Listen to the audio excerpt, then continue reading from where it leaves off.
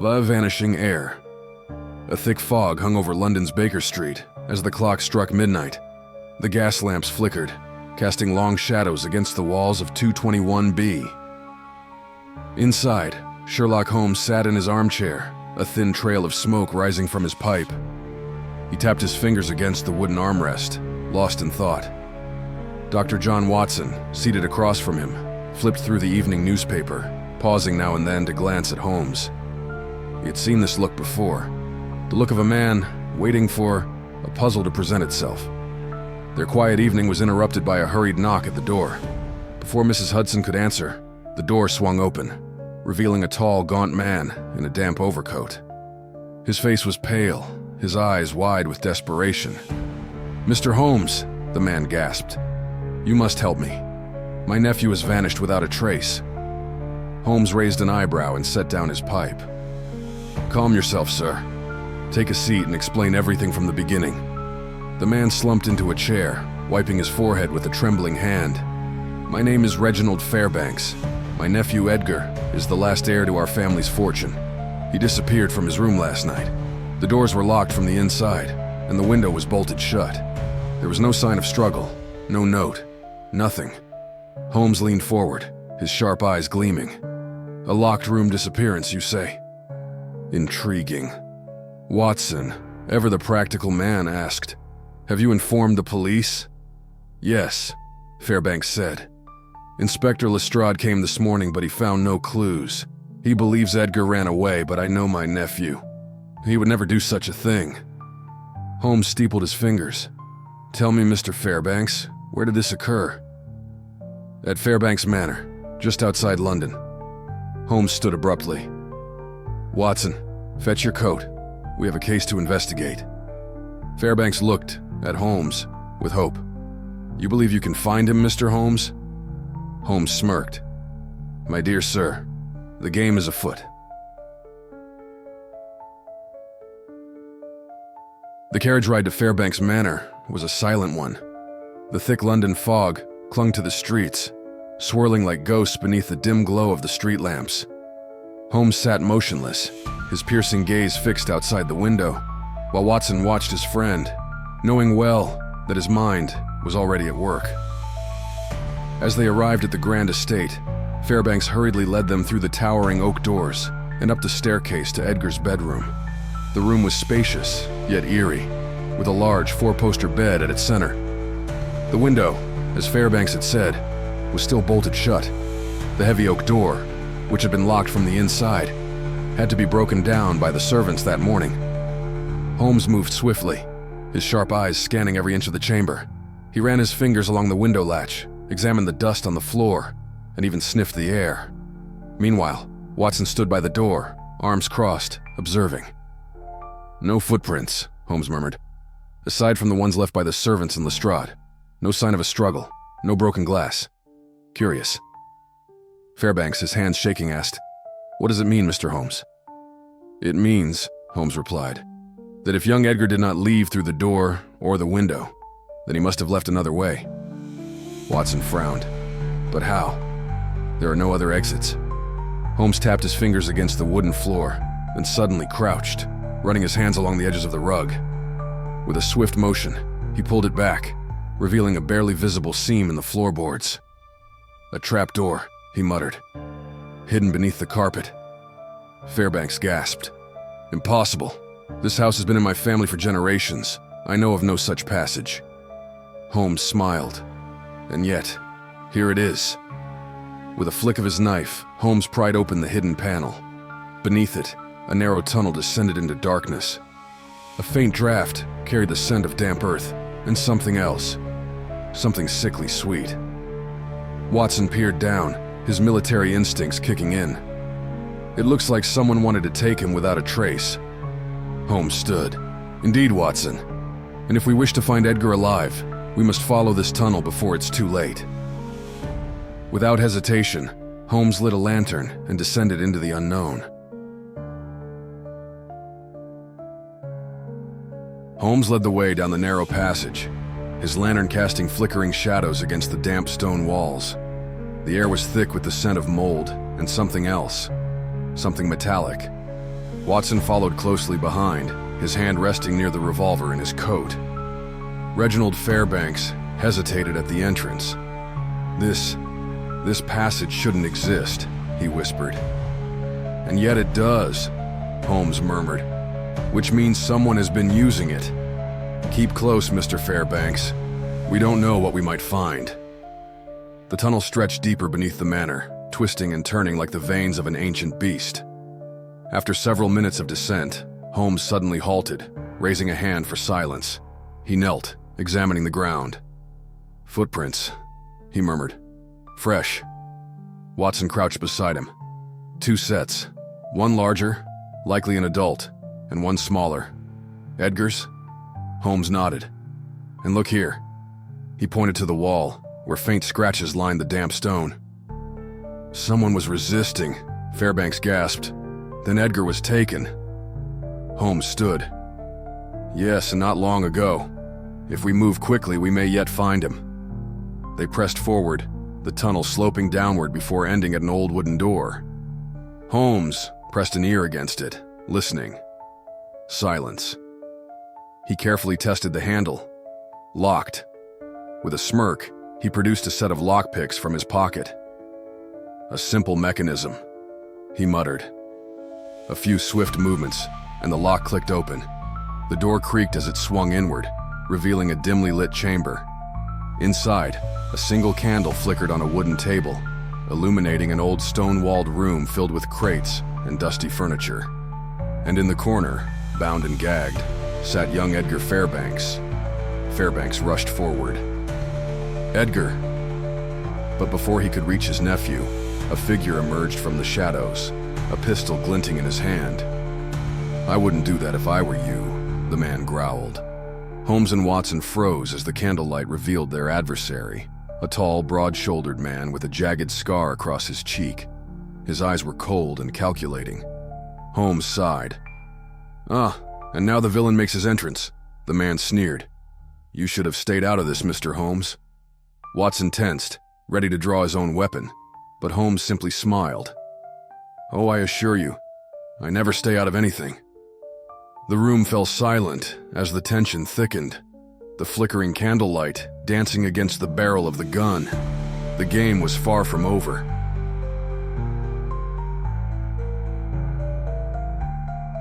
The chamber fell into a tense silence.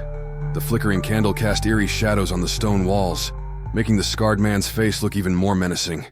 His grip on the pistol remained steady, his eyes darting between Holmes, Watson, and Fairbanks. Holmes, however, remained unnerved. He took a slow step forward, hands casually behind his back. "A fascinating setup," he mused. "A hidden tunnel beneath an old manor, a kidnapped heir, and now, an armed man standing guard. I assume you are not working alone?" The man's sneer deepened. "That's none of your concern." Watson subtly shifted his stance, prepared to react if needed. "And yet, you haven't pulled the trigger," he noted. "I wonder why." The man hesitated. Holmes seized the moment. "Allow me to answer that," he said smoothly. "You need Edgar alive. If you intended to harm him, you would have done so already. Which means..." Holmes gestured toward the crates stacked around them. "You're waiting for someone!" Fairbanks turned pale. "Waiting? For whom?" Holmes gave the scarred man a sharp look. "For the one who ordered this kidnapping." The man's fingers twitched over the trigger. Holmes pressed on. "You're merely a hired hand, a thug, following orders. But your employer, now that is the person I truly wish to meet." The man growled. "You talk too much." In a flash, Watson lunged forward, knocking the gun aside just as it fired. The bullet ricocheted off the stone wall, sending a sharp echo through the chamber. Holmes stepped in swiftly, delivering a precise strike to the man's wrist. The pistol clattered to the floor. Before the man could recover, Watson struck again, sending him sprawling. Fairbanks rushed to Edgar's side, frantically untying the ropes that bound the boy's wrists. Holmes crouched beside their defeated adversary, straightening his coat. "Now then," he said coolly, "shall we have a proper conversation?" The scarred man groaned, clutching his injured wrist. You don't know what you're getting into," he spat. Holmes exchanged a glance with Watson, "On the contrary," he said, "I know exactly what I'm getting into, and I suspect the mastermind behind this will not be pleased when he learns his plans have gone awry." Watson dusted off his coat. "So what's next, Holmes?" Holmes stood, his keen eyes glinting in the dim candlelight.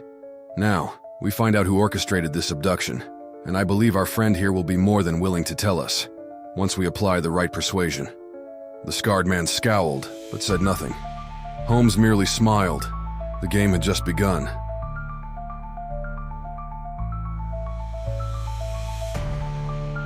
Holmes stood over the defeated thug, his sharp gaze dissecting every twitch of the man's face. Watson retrieved the fallen pistol, checking the chamber before tucking it into his coat. Fairbanks knelt beside Edgar, whispering reassurances as he loosened the last of the ropes, binding the boy's wrists. Holmes crouched next to the scarred man, his voice calm but firm. "Now then, shall we make this simple?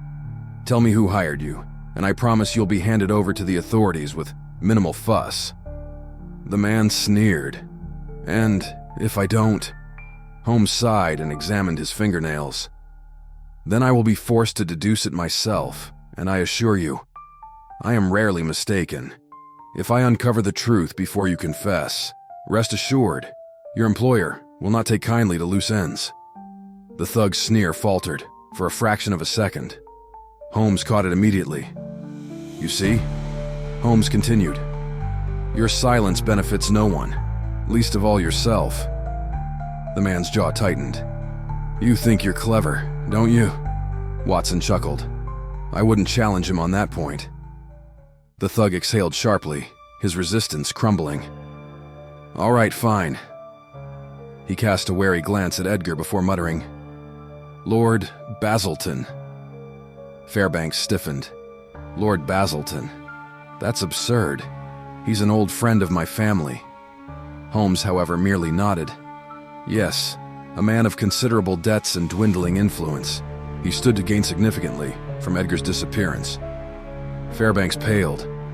"Gain? But why?" Holmes clasped his hands behind his back. "If Edgar were to vanish permanently, the Fairbanks inheritance would default to the nearest eligible relative. And given your age and lack of direct heirs, Mr. Fairbanks," Holmes turned to him, "that would be Lord Basilton, would it not?" Fairbanks stumbled back, horror dawning in his eyes. That snake. He always inquired about my affairs, but I never suspected." Holmes nodded. "Desperation makes men reckless. Basilton must have planned for Edgar to disappear quietly, perhaps even taken abroad. By the time you realized the truth, it would have been too late." Watson turned to the thug. "And what was your role?" The man scowled. "I was just meant to hold the boy here until Basilton made arrangements. He was planning to take him out of the country within the week." Holmes adjusted his coat. "A rushed plan and poorly executed.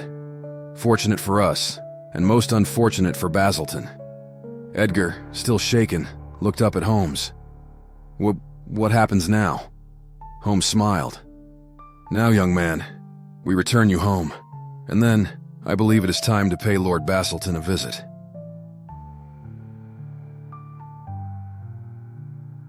The carriage wheels rattled against the cobblestone streets as Holmes, Watson, and Fairbanks made their way toward Lord Basilton's grand estate.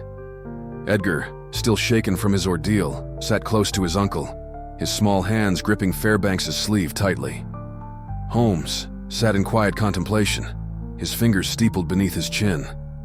Watson, ever observant, knew that beneath that still exterior, Holmes's mind was already playing out every possible scenario. As they arrived at Basilton Manor, the butler hesitated before allowing them entry. Holmes studied the man's expression, a flicker of nervousness, a slight hesitation before stepping aside. He knows something. They were led to the drawing room, where Lord Basilton sat near the fireplace, a glass of brandy in hand. He was a man of noble bearing, but weathered features, his once proud posture betraying the weight of unspoken troubles. He raised an eyebrow as they entered. "My dear Fairbanks, what an unexpected visit," Basilton said smoothly. "And young Edgar, safe and sound. How delightful. Fairbanks clenched his fists. Drop the act, Basilton. We know everything. Basilton barely flinched. He turned his gaze to Holmes. And I assume this is your doing? You do have a reputation for meddling. Holmes smiled. Meddling?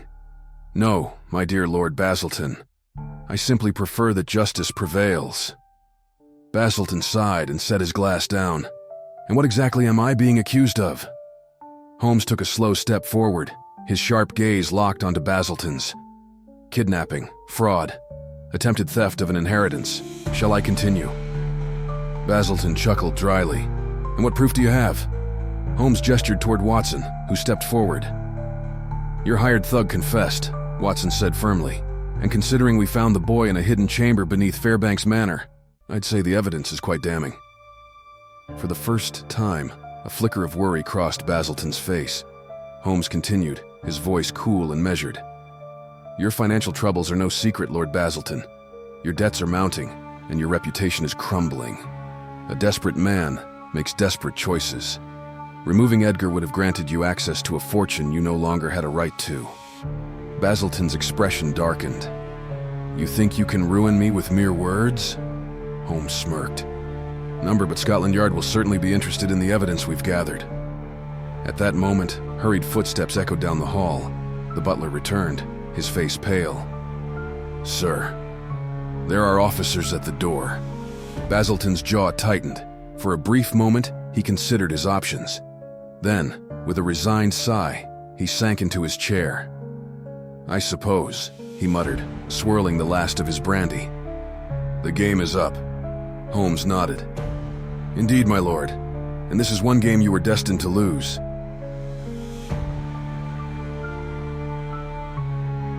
The grand halls of Basilton Manor fell into silence as Scotland Yard's officers entered, their polished boots echoing against the marble floor.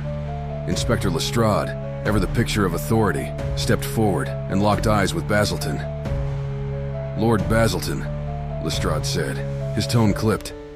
You are under arrest for conspiracy, kidnapping, and attempted fraud. Basilton let out a tired chuckle and set his empty glass down.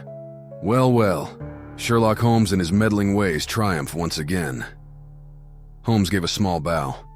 Merely an exercise in logic, my lord. You made it rather easy. As the officers secured Basilton's wrists in iron shackles, Edgar clung to his uncle's side, his eyes filled with relief. Fairbanks placed a protective arm around the boy, his gratitude evident, despite his lingering shock. Holmes turned to Watson. It is always remarkable how quickly the mighty fall when their schemes unravel. Watson nodded. Though I must admit, I almost expected him to attempt an escape. Holmes smirked. A man like Basilton is too proud to run. He would rather fall with dignity than flee in disgrace. Lestrade gave Holmes a nod. Once again, you've saved us a great deal of trouble, Mr. Holmes. Holmes adjusted his coat. As always, Inspector, the pleasure is mine. With that, Basilton was led away, his once grand legacy reduced to whispers and scandal. As the carriage carrying him disappeared into the London night, Fairbanks turned to Holmes and Watson. I cannot thank you enough, he said, his voice thick with emotion. Edgar is safe because of you. Holmes inclined his head. The truth was always there, Mr. Fairbanks. It merely needed to be found. As they stepped outside, the cold night air carried the scent of rain. Holmes took a deep breath and smiled slightly. Well, Watson, he mused, what do you say to a warm fire and a strong cup of tea? Watson chuckled. After tonight, I say it's long overdue. With a final glance at the darkened manor behind them, Sherlock Holmes and Dr. John Watson stepped into the awaiting cab, ready for their next adventure.